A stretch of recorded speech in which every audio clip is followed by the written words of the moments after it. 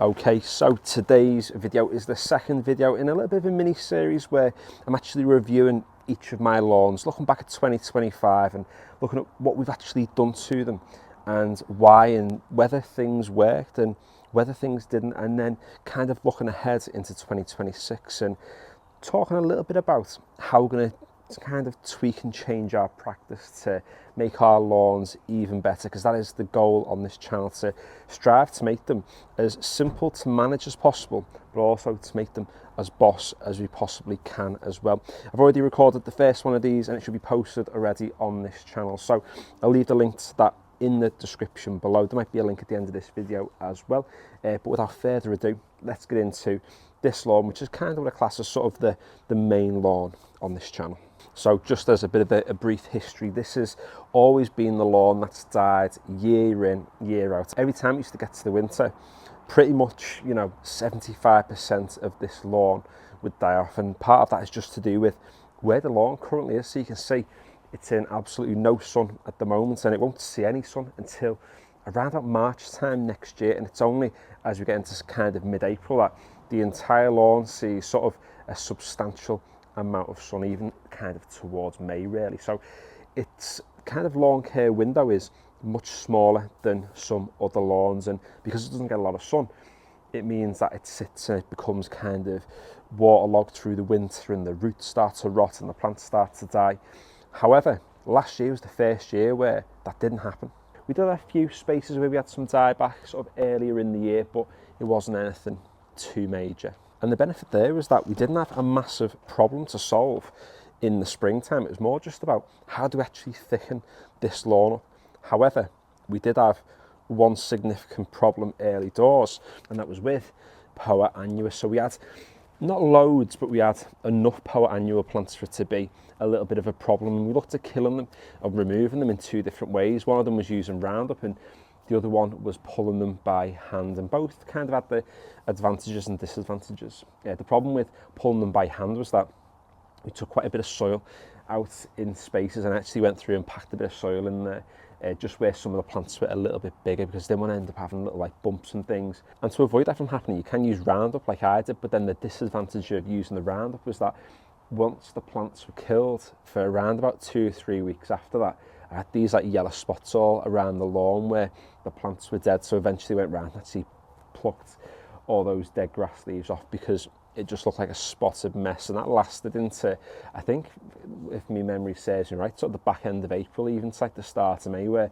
it started these sort of unsightly spots which were kind of tainting the aesthetic of the lawn. And really it was with removing those weedgrass plants where we came across our first real hurdle, and that was having patches in the lawn from where it actually removed those weeds from.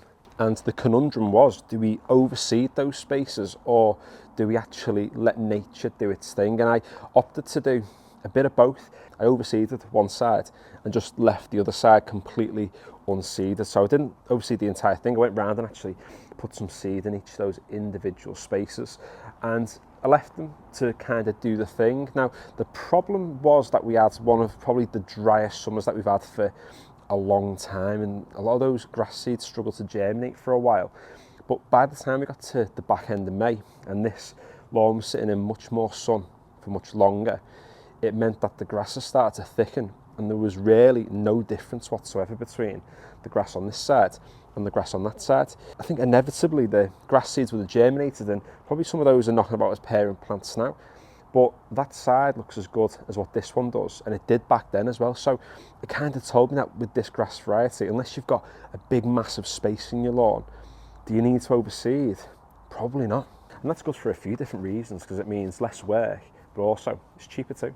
And at that point, all was going quite well. The grasses started to thicken up and it was starting to look boss, and that was when I made sort of the first big mistake on this lawn, and that was cutting it too short when it was too hot. So like I've said, we went through that really hot, dry spell, and I was feeding this a little bit, but not really a lot. And there was one day when I think it was like 27 degrees and it came out, and I thought I'll bring it down a notch on the lawnmower. And as I started to cut, I realised I was cutting a little bit too short, but I continued anyway. And with the lawn sitting in the sun, I didn't really notice how bad it was because the sun kind of hides imperfections, and it was only as the sun set that evening and it came out and I had a look and it scalped pretty much the entire thing.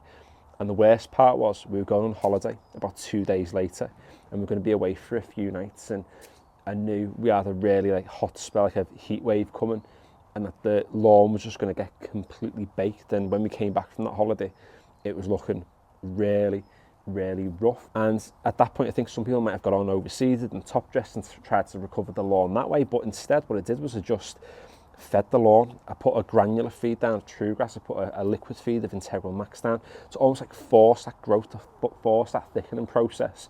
And around about, it might have been a week or two after applying those products, it was almost as if nothing had happened. The lawn was looking 10 times better than it looked even before I'd actually done the scalping on there. So again, it's a testament to the grass type that we have, the fact that it can recover so easily on its own. And really after that mistake, it was pretty much plain sailing, and I guess some people might call it boring because all I did was feed the lawn, cut the lawn. So the products I used were True Grass and Integral Max, like I've already mentioned, and True Grass was there to thicken the plant and to create more density, and Integral does that too, but obviously enhances the colour of the plants, making it look boss. And I think some people might consider that as sort of like boring lawn care because I wasn't doing loads to it, but Integral went down every 2 weeks, True Grass went down every month, and I was out cutting it every 2 to 3 days. There was a few spells where the weather was that nice, I was cutting the lawn every single day. And